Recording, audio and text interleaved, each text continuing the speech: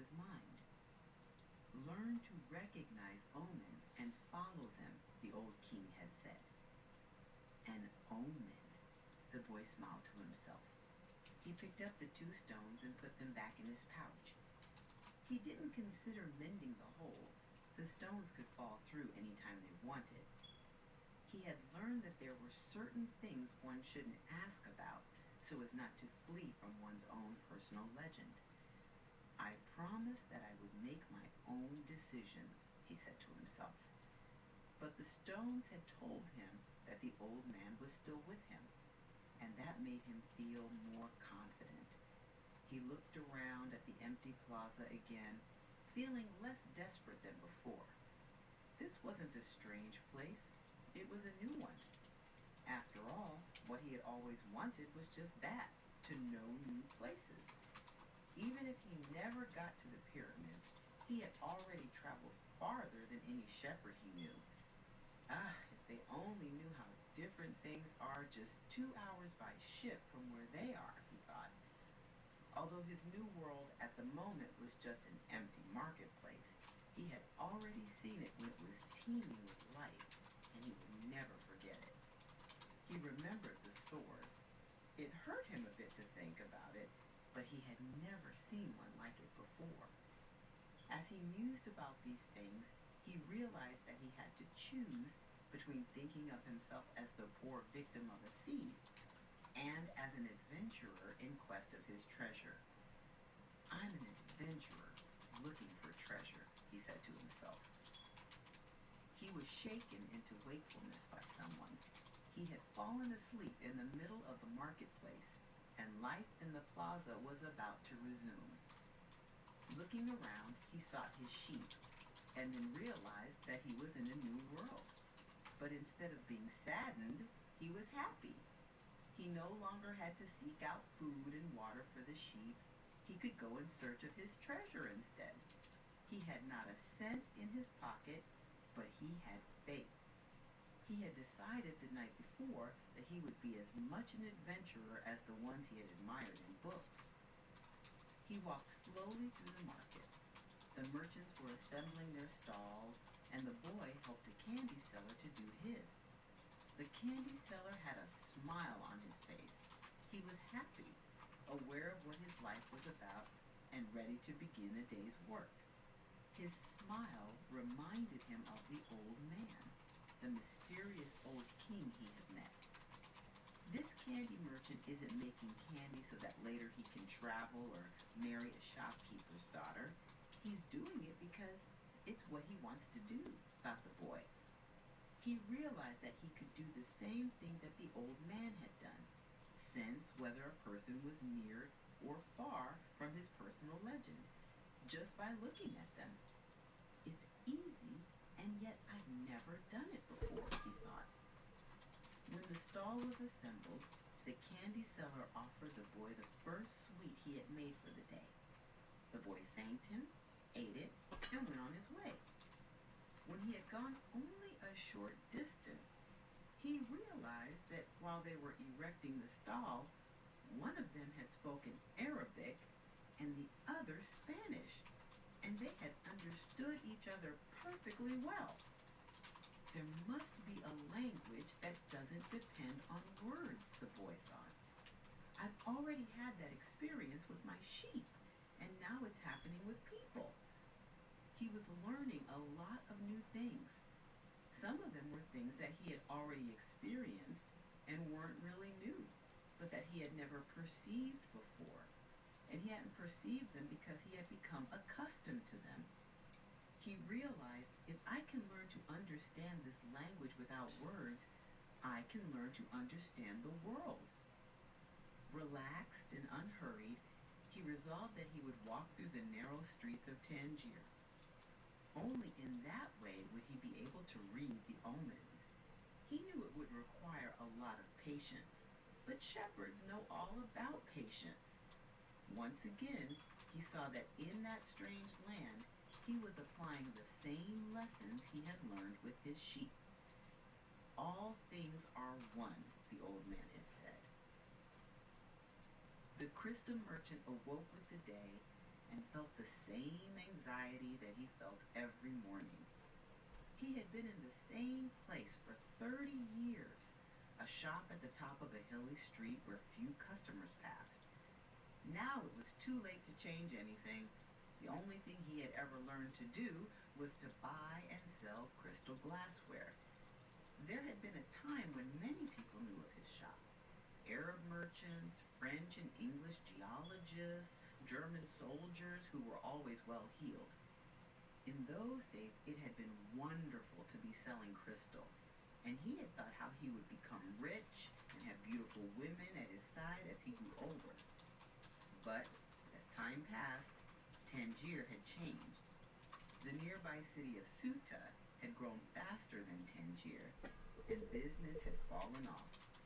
Neighbors moved away, and there remained only a few small shops on the hill. And no one was going to climb the hill just to browse through a few small shops. But the crystal merchant had no choice. He had lived 30 years of his life buying and selling crystal pieces, and now it was too late to do anything else. He spent the entire morning observing the infrequent comings and goings in the street. He had done this for years and knew the schedule of everyone who passed. But just before lunchtime, a boy stopped in front of the shop. He was dressed normally, but the practiced eyes of the crystal merchant could see that the boy had no money to spend. Nevertheless, the merchant decided to delay his lunch for a few minutes until the boy moved on. A card hanging in the doorway announced that several languages were spoken in the shop. The boy saw a man appear behind the counter. "I can clean up those glasses in the window if you want," said the boy. The way they look now, nobody is going to want to buy them. The man looked at him without responding. "In exchange, you could give me something to eat." The man still said nothing, and the boy sensed that he was going to have to make a decision. In his pouch, he had his jacket. He certainly was not going to need it in the desert. Taking the jacket out, he began to clean the glasses. In half an hour, he had cleaned all the glasses in the window, and as he was doing so, 2 customers had entered the shop and bought some crystal. When he had completed the cleaning, he asked the man for something to eat. "Let's go and have some lunch," said the crystal merchant. He put a sign on the door, and they went to a small cafe nearby. As they sat down at the only table in the place, the crystal merchant laughed. "He didn't have to do any cleaning," he said. "The Quran requires me to feed a hungry person." "Well then, why did you let me do it?" the boy asked. "Because the crystal was dirty, and both you and I needed to cleanse our minds of negative thoughts." When they had eaten, the merchant turned to the boy and said, "I'd like you to work in my shop. 2 customers came in today while you were working, and that's a good omen." "People talk a lot about omens," thought the shepherd, "but they really don't know what they're saying."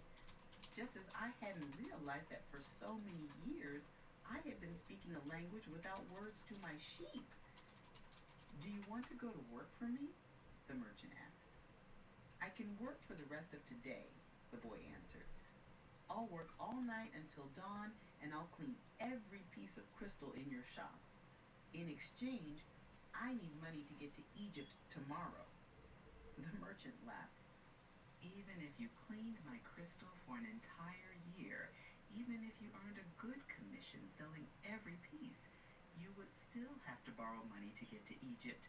There are thousands of kilometers of desert between here and there." There was a moment of silence so profound that it seemed the city was asleep.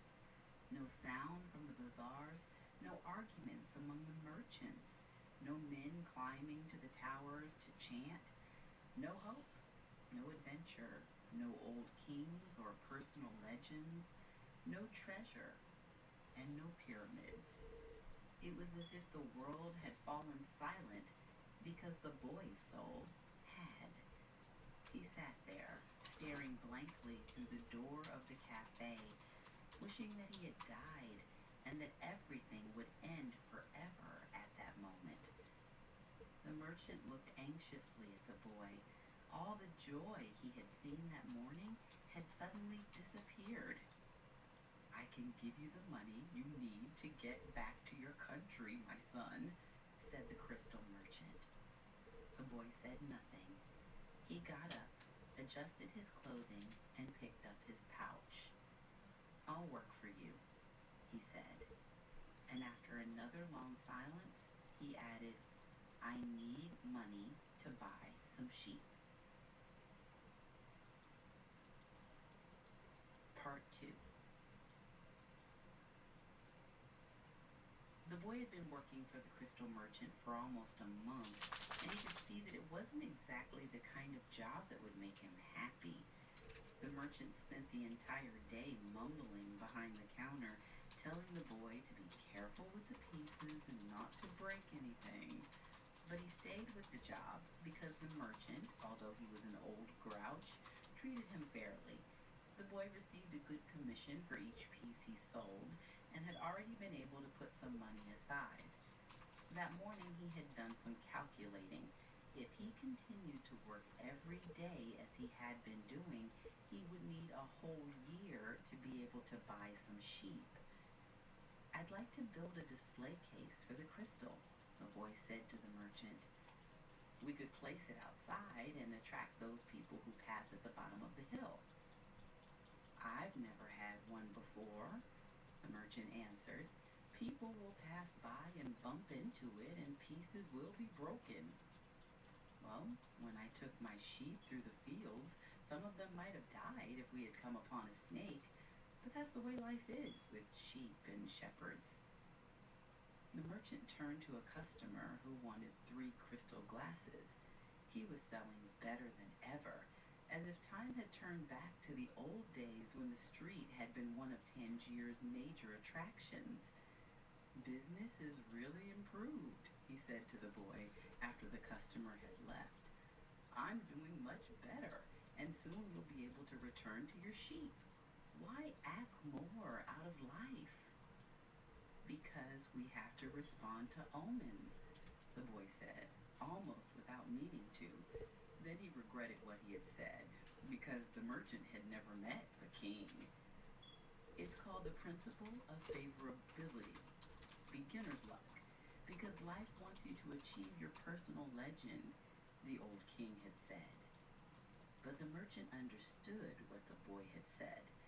The boy's very presence in the shop was an omen, and as time passed and money was pouring into the cash drawer, he had no regrets about having hired the boy. The boy was being paid more money than he deserved, because the merchant, thinking that sales wouldn't amount to much, had offered the boy a high commission rate. He had assumed he would soon return to his sheep. "Why did you want to get to the pyramids?" he asked, to get away from the business of the display. "Because I've always heard about them," he answered, saying nothing about his dream. The treasure was now nothing but a painful memory, and he tried to avoid thinking about it. "There are no people around here who would want to cross the desert just to see the pyramids. They're just a pile of stones. You could build one in your backyard." "You've never had dreams of travel," the boy said, turning to wait on a customer who had entered the shop. 2 days later, the merchant spoke to the boy about the display. "I don't much like change. You and I aren't like Hassan, that rich merchant. If he makes a buying mistake, it doesn't affect him much, but we too have to live with our mistakes." That's true enough, the boy thought, ruefully. "Why did you think we should have the display?" "I want to get back to my sheep faster. We have to take advantage when luck is on our side and do as much to help it as it's doing to help us. It's called the principle of favorability, or beginner's luck." The merchant was silent for a few moments.